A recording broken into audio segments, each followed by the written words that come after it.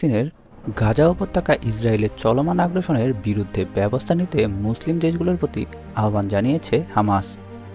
এর সাথে যুদ্ধবিরতির মধ্যে গত 18 মার্চ থেকে আবারও গাজা জুড়ে সংঘাত শুরু করার ঘোষণা দেন ইসরায়েলের প্রধানমন্ত্রী বেনিয়ামিন নেতানিয়াহু। এরই মধ্যে নিহতের সংখ্যা 1000 পার হয়েছে।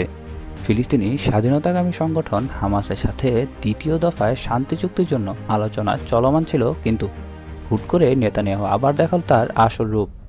ইসরায়েলের প্রতিরক্ষামন্ত্রী ইসরায়েল ক্যাটস ঘোষণা দিলেন, হামাসের হাতে বন্দী ইসরায়েলিদের না ছাড়লে গাজা উপত্যকায় মাটিতে মিশিয়ে দেবে নেতানিয়াহুর বাহিনী। শুরু হয় ইসরায়েলের নতুন করে সামরিক অভিযান।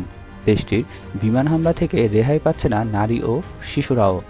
এরই মধ্যে নিহতের সংখ্যা 1000 ছাড়িয়েছে বলে মধ্যপ্রাচ্য ভিত্তিক সংবাদ মাধ্যম তাসনিম নিউজ এজেন্সি জানিয়েছে।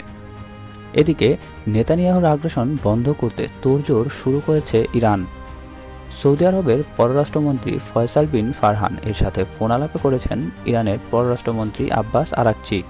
এ সময় আরাকচি নিরস্ত্র ফিলিস্তিনিদের প্রতি ইসরায়েলের হামলা নিন্দা জানিয়েছেন।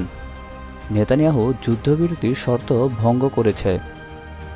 ইসরায়েলের অগ্রাসন বন্ধ করতে মুসলিম বিশ্বকে একজোট হওয়ার আহ্বান জানান ইরানের সর্বোচ্চ কূটনীতিক। 23 মার্চ এক প্রতিবেদনে বিষয়টি নিশ্চিত করেছে সংবাদ মাধ্যম তাসনিম নিউজ এজেন্সি।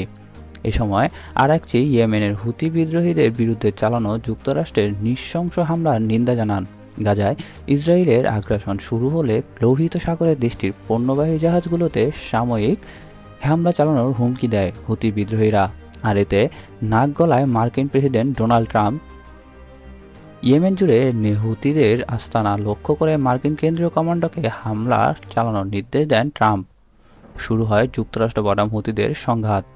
আরাকচির সাথে ফোন আলাপে সৌদি আরবের পররাষ্ট্রমন্ত্রী ফয়সাল বিন ফারহান জানান, ইসরায়েলি সরকারের আগ্রাসনের বিরুদ্ধে দৃঢ় অবস্থানে তার দেশ। এ বিষয়ে আঞ্চলিক মুসলিম দেশগুলোর সাথে সমন্বয় ও সহযোগিতার প্রতি গুরুত্বারোপ করেন সৌদি পররাষ্ট্রমন্ত্রী।